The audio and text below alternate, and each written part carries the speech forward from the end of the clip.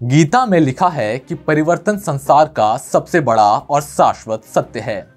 प्रकृति क्या, अगर परिवर्तन ना हो तो परंपराएं भी सड़ जाती हैं। सृष्टि के संतुलन और संचालन के लिए प्रजनन अनिवार्य है। प्रजनन ही प्रकृति को जीवंतता प्रदान करती है, परंतु सूचिता के बिना जीवन का क्या मूल है? संभवतः कुछ भी नहीं।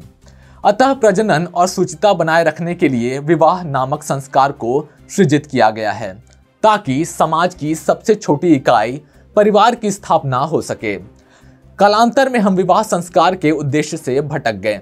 विवाह को हमने समाज और संस्कार के बजाय स्वतंत्रता से जोड़ दिया, जिसका नतीजा यह हुआ कि बलात्कार, यौन दुराचार, शारीरिक शोषण, व्यभिचार इत्यादि के झूठे मामले न्यायालय में बढ़ गए। अब मौजूदा समय में आए दिन ऐसे कई मामले सामने आ रहे हैं जो न्यायपालिका के बुनियाद को हिलाते हुए कई तरह के सवाल खड़े कर रहे हैं। नमस्कार, आप देख रहे हैं TFI, भारत का सबसे बड़ा अल्टरनेट मीडिया न्यूज पोर्टल, और मैं शाश्वत आज अपने दर्शकों को न्यायालय के एक ऐसे ही निर्णय से अवगत कराऊंगा जिसमें न्यायाधीश ने अवैवाहिक गृहस्थी जीवन के परिणय परिणति तक न पहुंच पाने के कारण लगाए जाने वाले यौन दुराचार को बलात्कार के श्रेणी में रखने से इनकार कर दिया है। तो चलिए अविलंब आरंभ करते हैं।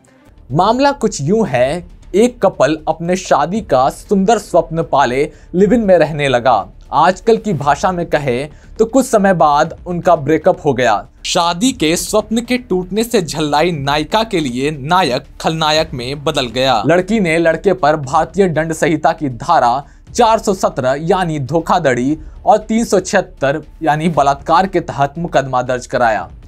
3 साल के परीक्षण के बाद पालघर में अतिरिक्त सत्र न्यायाधीश ने आरोपी को IPC की धारा 417 के तहत दंडनीय अपराधों का दोषी ठहराया, अर्थात बलात्कार का आरोप हटाते हुए न्यायालय ने लड़के को धोखाधड़ी का दोषी पाया।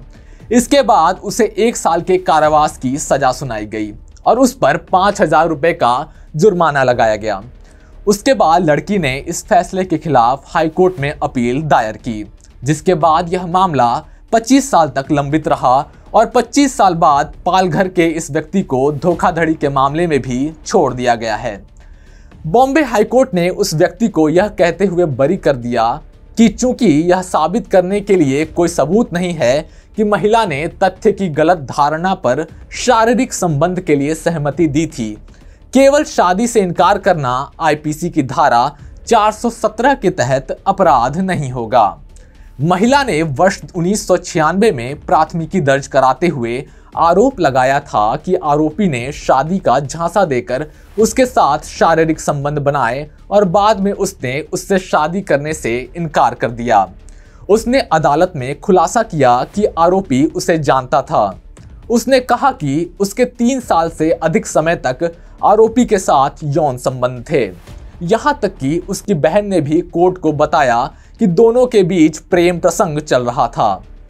सुनवाई के दौरान अभियोजन पक्ष ने महिला समेत 8 गवाहों से जिरह की थी। सुनवाई के दौरान आरोपी ने अपने ऊपर लगे सभी आरोपों से इनकार किया। बॉम्बे हाईकोर्ट की जस्टिस अनुजा प्रभुदेसाई ने आरोपी द्वारा दायर अपील की जांच करते हुए कहा कि रिकॉर्ड पर मौजूद सबूत बताते हैं कि दोनों के बीच यौन संबंध सहमति से थे। न्यायमूर्ति प्रभुदेसाई ने कहा, आरोपी को IPC की धारा 417 के तहत अपराध का दोषी ठहराया गया है, क्योंकि उसने अभियोक्ता से शादी करने से इनकार कर दिया था। सवाल यह है कि क्या ऐसी परिस्थितियों में शादी से इनकार करना धोखाधड़ी या अपराध है?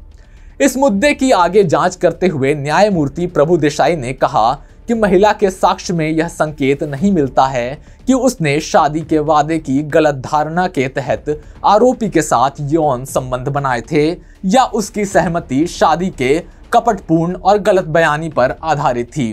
जस्टिस प्रभुदेसाई ने कहा, यह इंगित करने के लिए रिकॉर्ड पर कोई सबूत नहीं है कि शुरुआत के बाद से आरोपी का उससे शादी करने का इरादा नहीं था। सबूत के अभाव में यह साबित करने के लिए कि महिला ने तथ्य की गलत धारणा पर शारीरिक संबंध के लिए सहमति दी थी, जैसा कि धारा 90 के तहत निर्धारित है। IPC की धारा 417 के तहत केवल शादी से इनकार करना अपराध नहीं माना जाएगा। इस तरह के बेबुनियाद आरोप न सिर्फ न्यायपालिका की बुनियाद हिलाते हैं, बल्कि समाज, स्त्री, संस्कार, परिवार, विश्वास, गृहस्थी और प्रतिष्ठा सबकी नींव खोद देते हैं।